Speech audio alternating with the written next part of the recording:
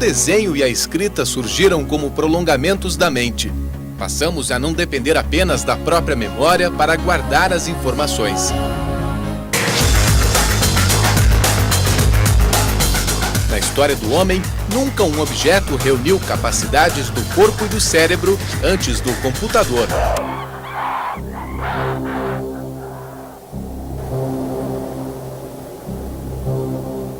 Tivemos que nos aprimorar, desenvolver materiais para armazenar dados e mover pequenas engrenagens com a energia elétrica. Tanto empenho não serviu sempre à humanidade. Segunda Guerra Mundial, longe das trincheiras, a batalha tecnológica. O desafio, criar um equipamento para cálculos militares e decifrar códigos inimigos. O projeto acaba impulsionando pesquisas em universidades e é na Pensilvânia, nos Estados Unidos, que aparece o primeiro computador eletrônico, batizado de ENIAC. Parecido com os que você vai conhecer agora no Museu do Computador. Na década de 60, este era o equipamento mais avançado de informática. Tudo isso junto formava um computador com 10 toneladas de peso e que ocupava uma sala inteira. Tinha capacidade para armazenar algumas páginas de texto e até uma impressora. Ali, a CPU do computador. Nossa! Na casa de Natália não caberia, mas na lembrança dela sim. 5.000 peças mostram o início da era da informática. Olha, vou mostrar para vocês o disquete. Esse é o disquete. Tinha que montar um quarto só para o computador. Só para ele, nem um quarto. A casa, só para ele. Assim. Para poder fazer um microprocessador, as pessoas tinham que se vestir desta maneira, como se fosse um astronauta. Por quê? Porque para construir um microprocessador não pode haver sujeira nenhuma. Para nossa sorte, a informática não para no tempo. 40 anos depois, um simples cartão de banco carrega um chip, uma placa de memória, capaz de guardar milhares de informações a mais. Cada dia é mais tecnologia que estão lançando no mundo e vai passando, vai ficando para trás. Eu precisei me virar.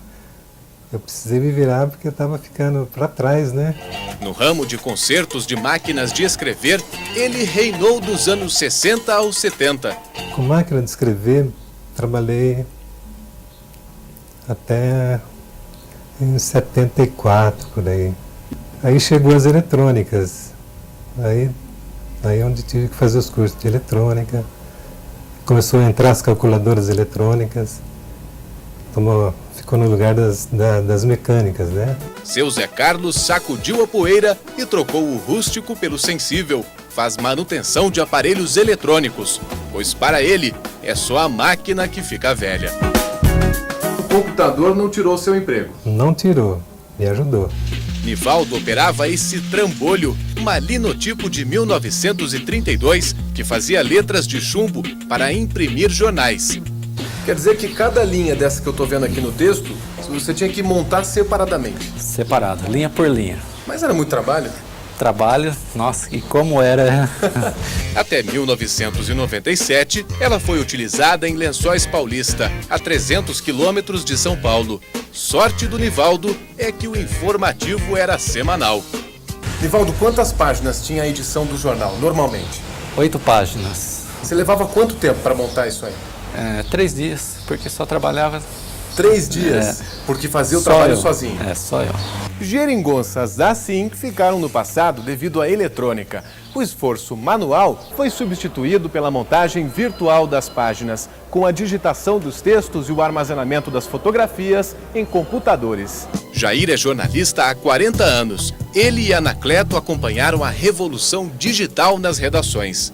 Hoje você pode fazer umas 4 capas em questão de minutos. Antigamente não, você tinha que fazer tudo na mão, era mais demorado. Diagramação eu não consigo imaginar sem computador como seria hoje. O computador assumiu o revisor, assumiu a máquina de escrever, eliminou o papel. Então, na verdade, hoje ele é o coração de um jornal. Você eliminou toda uma oficina cheia de graxa, cheia de chumbo, cheia de máquinas e engrenagens pelo computador. Os jornais anunciam: 1989, surge a votação eletrônica. As notícias vêm do Sul.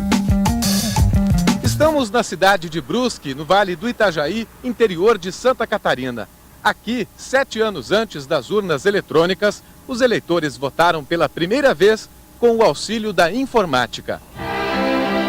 O município de 80 mil habitantes foi fundado por alemães. As principais atividades são a indústria, o comércio e o turismo.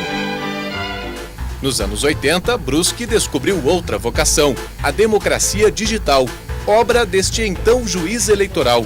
Ele queria, com o computador, acelerar o processo e evitar fraudes. Aí, na época, nós não tínhamos o quê? Computador.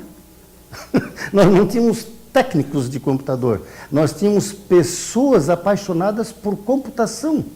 Era tão somente isso aí. Eu achei que era possível a realização, porque a gente tinha domínio de tecnologia para a elaboração desse projeto.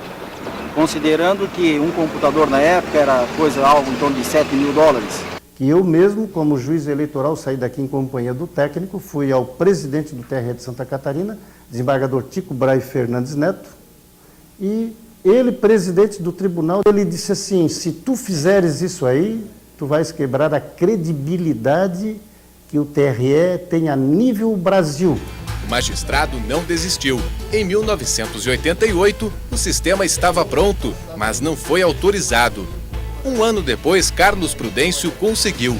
Os eleitores de Brusque votaram para presidente neste computador. Claro que o brusquense ficava vaidoso nos cafés, nos restaurantes, nas esquinas, nas sociedades. Quando nós tínhamos a cidade, tinha a oportunidade de aparecer na mídia, também se tornava fonte de comentário, né, de badalação interna. Em 1995, por falta de mão de obra especializada, o Tribunal Superior Eleitoral chamou cientistas espaciais brasileiros para projetar uma urna eletrônica. Os aparelhos estrearam em 1996, em 57 municípios. Em 2000, a eleição foi toda informatizada. O Brasil passou a exportar a ideia. 8 países já implantaram com nossa ajuda o voto eletrônico. Orgulho para o primeiro eleitor digital. Em qualquer país democrático que usar o voto eletrônico estará com certeza copiando daquilo que foi criado em nossa cidade através do desembargador Carlos Prudêncio. O número de computadores aumenta conforme a nossa dependência deles. Em 2004, havia 822 milhões no mundo. 223 milhões só nos Estados Unidos. Na lista do planeta, o Brasil está em 10º lugar, com 19 milhões de máquinas. Estima-se que no ano que vem haverá 1 bilhão de computadores na Terra, um para cada 6 habitantes. E a internet vem de carona. Ela surgiu na Guerra Fria para descentralizar as informações concentradas em poucas máquinas, com receio de ataque nuclear, e se espalhou pelo mundo. Só no Brasil, 32 milhões de pessoas têm acesso à rede, quase 20 milhões em casa. No Brasil, a internet residencial ela está especificamente nas classes A e B e um pouco de C, né? Então é diferente de outros países em penetração, em que a internet é mais ampla no país. O internauta brasileiro é o que mais navega no mundo, com 17 horas e 53 minutos por mês. Só para conhecer todas as definições do termo globalização que uma pesquisa na internet oferece, o internauta levaria 4.604 dias, cerca de 12 anos e meio, isso navegando 3 minutos em cada um dos sites. É muita informação.